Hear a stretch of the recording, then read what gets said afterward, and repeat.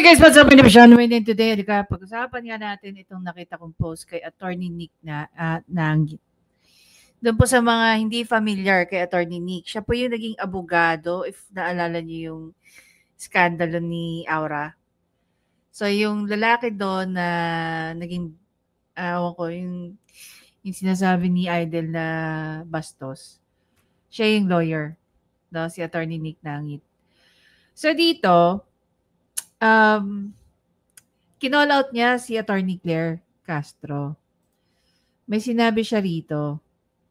So, babasahin natin yung sinabi niya. At hindi ko alam kung magre-react dito. Kung magre-react din si Attorney Claire sa sinabi ni Attorney Nick Nanggit.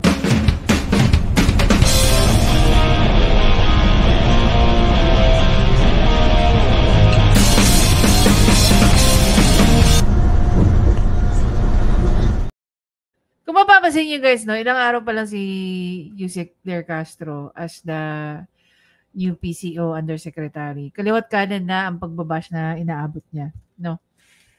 Isa na dyan is sila Secretary Jing Paras, no? Binanatan din niya. Then meron ako nakitang video ni Yusek Claire na hindi ko alam kung sinong pinapatamaan niya. Okay, at tinawag niya paro estapador. So, nagkwentuhan kami ni Mang Temyo. Sabi ko, sino kaya yung inaano ni Yusek Claire dyan. Anyway. So, basahin natin yung sinabi rito ni Bale, itong si Attorney Nick Nanggit. Nag-react siya dito sa post na to. Okay, buksan natin na malaki. Malacanang handang ibalik ang pondo ng PhilHealth na inilipat sa National Treasury kung ipag-uutos daw ng Supreme Court. So, hindi ko alam kung sino naglagay ng mga sungay dyan ni Yusek Castro. So, ayon nga dito kay Attorney Nick, ibabalik daw sa National Treasury. Ito na naman ang personal na charoterang opisina ni Nikla. Aling vlogeret. Hindi basta-basta inuutos na ibalik. Dapat alam mo yan.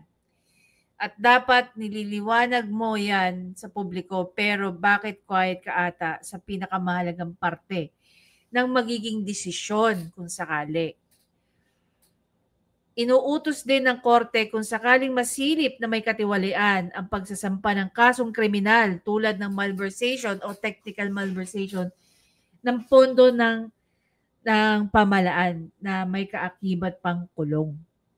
Pero bago dumating sa puntong yan, magkakaroon muna ng paglilitis. Hihintayin muna bumaba sa pwesto ang amo mo. Dahil nga himyaw siya sa asunto. Habang siya ay nakasiting puwiti pa. Yung iba namang sangkot na mataas ang grado sa pasahod ng taong bayan ang mag-a-attendance check sa Sandigan Bayan, hindi sila himyaw. Hindi sa immune, di ba? At kung sakaling kahit malabo dahil pinsan niya ang nagmamaniobra ng Kongreso, dapat may magsampa ng kaso impwet sa laban sa amo mo. Ang problema, walay. Kung may kaunti pa siyang kahihiyan na titira, baka umabot sa puntong sisigaw na ang taong bayan to step down na siya. Yan ang history na ini-echoes mo, na ini-echoes mo. Kaya wag ako bakla. No? So ito po yung naging pahayag ni Attorney Nick Nanggit. Totoo nga naman, ako I also agree with Attorney Nick, no. I asked some of my lawyer professors kung basta-basta bang ibabalik ang pondo ng ganyan-ganyan lang. Sabi nila hindi. Kung ano yung sinabi ng prof ko, yun din ang sinasabi rito ni Attorney Nick. Ang tanong, bakit dina-downplay ito ni Yusek Castro? 'Di ba? Ako, bilib na bilib ako dati mag-explain niya si Yusek Castro, 'di ba? Kaya nga natin siya pinapanood madalas. Kasi naman marami din talaga tayong natututunan sa kanya. Pero simula naging Yusek siya, kakaiba. Aminado naman ako pagka tinitira niya ang mga Duterte, hindi ko pinapanood ang mga videos niya. Hindi ko alam kung ano yung pinagkaiba ng Yusek siya ngayon at saka ng pagva-vlog niya against sa mga Duterte. 'Diba? So, hindi tayo sure kung paano siya. Doon sa mga nanonood pa kay Yusek Castro, kahit binabalahura niya ang mga Duterte, 'di ba? Kung maalala nyo,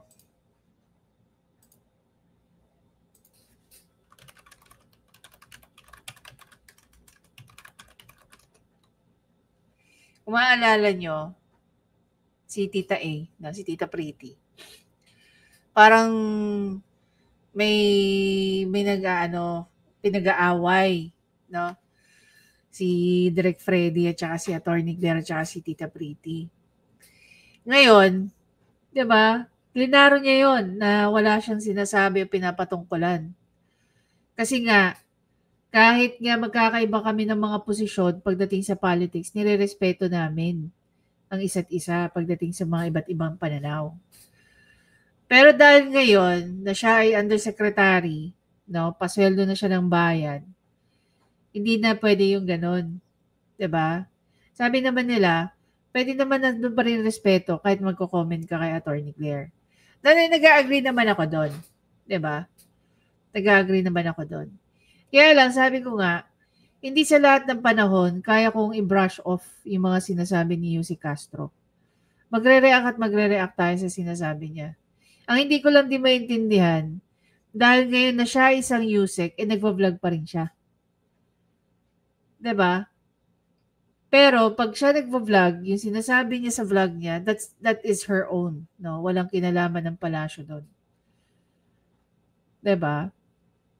Siyempre, align pa rin, 'di ba? Align pa rin doon sa gustong mangyari ng palasyo. Imagine mo, tinawag niyang corrupt si PRRD. Anong detalye meron siya? Kaya mo bang kasuhan ng plunder or graft and corruption si PRRD? Kung mapapatunayan na talaga sa korte na si Tatay Digong o si PRRD ay corrupt.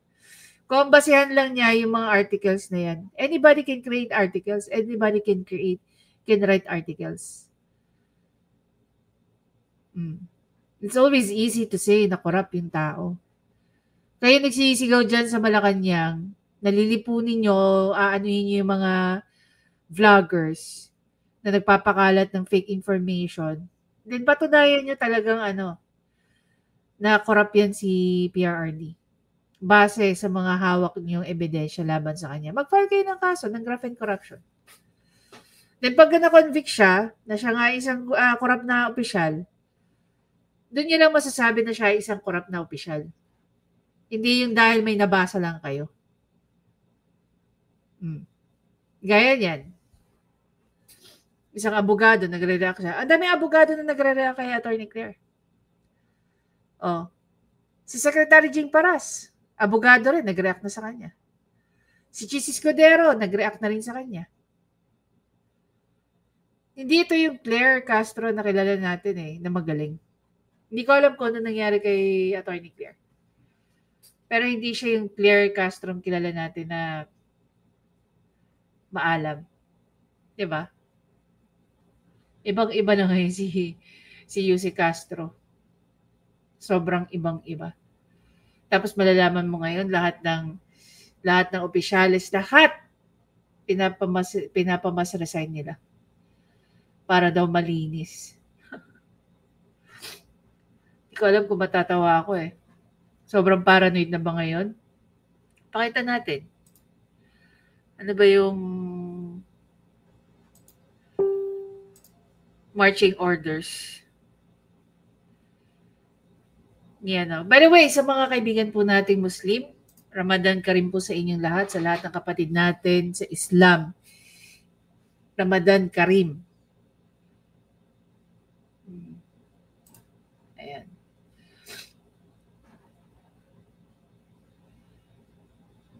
Ito. Sabi dito, Marcos committed to clean up mess left by the previous admin. Tangina. Hindi pa talaga tumahulaw si 3 taon ka na nandiyan. Dapat first day pa lang ng pag-upo mo, ginawa mo na yan. 'Di ba? Nagtanggal ka ng mga tao.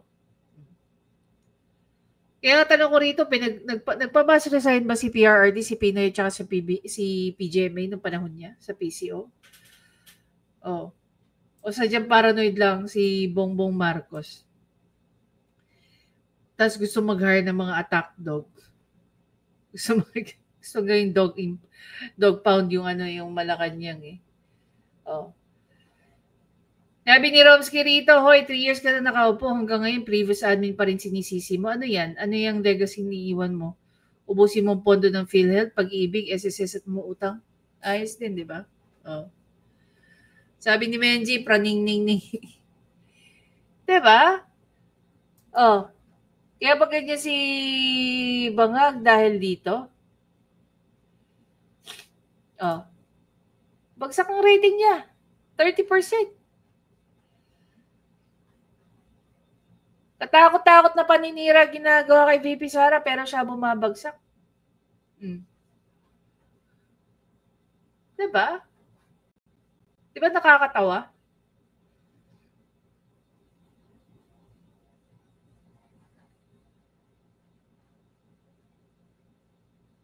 Ganito yung sistema na ginagawa nila eh.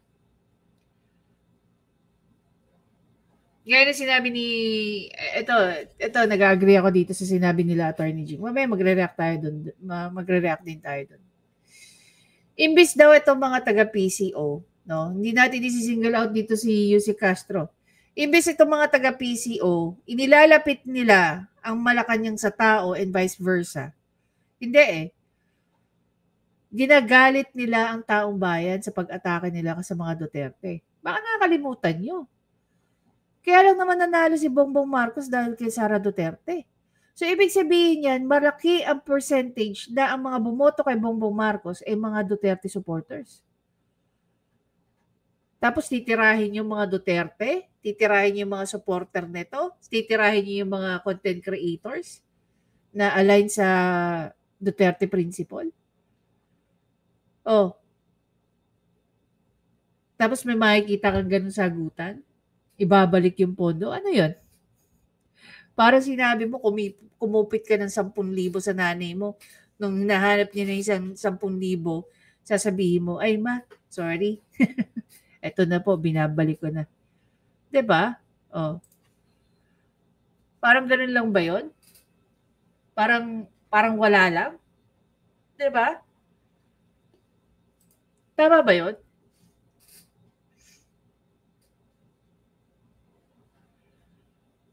Nasasabihin mo, ibabalik ko lang yun, ibabalik ko lang yung pera. Ngayon, binigyan tayo ng lecture ni Attorney Nick Nangit. Which is ang gumagawa nun originally is si Yussi Castro. Dati pinagmamalaki pa natin, no? 2 lawyer sa community natin. Ngayon, isa na lang, si Attorney Libayan. Sige nga. Iko-content din ba ni Yussi Castro yung sinabi ni Attorney Nangit? Sabi niya, dapat alam mo yan na hindi lang yung basta-bastang ipababalik. Magre-recommend din niya kung magpapafile ng kaso sa Sandigan Bayan, kung sino man yung mga involved dyan. At kung akala ni Bongbong Marcos makakaligtas siya, well, good luck sa'yo. Good luck talaga sa'yo. Hindi ka pa man din nakakababa, may nakaabang na sa yung kaso. Kung mapatunayan, no, na may kinalaman ka sa pagkuha ng pera dyan sa PhilHealth. Pero ayon na nga sa presidente ng PhilHealth, may mga directives. May directives sa kanya na ipa-transfer yung pera, kaya niya ginawa. As a good soldier, di umano, kaya niya sinunod. Diba? Imagine niyo ilang araw pa lang Yusek si Attorney Claire Castro. Very consistent ang mga taong pagtawag sa kanyang attack dog. Yan ba yung rason kung bakit ka dinala dyan? Kung bakit ka hinar dyan? Imbis na ilapit mo yung mga tao, no? I-update mo yung mga tao sa progress ng mga programa ni Bongbong Marcos. Ang ginagawa mo, lahat ng kritiko niya inaatake. Sinasagot. 'Diba? Nag-a-ad hominem pa. Tama ba yun? Anyway guys, kayo na humusga. 'Diba? Anyway, ayun. I'll see you in the next vlog. By the way, please, of course, don't forget to subscribe, like, at i-comment nyo na yung sa loobin nyo tukol dito.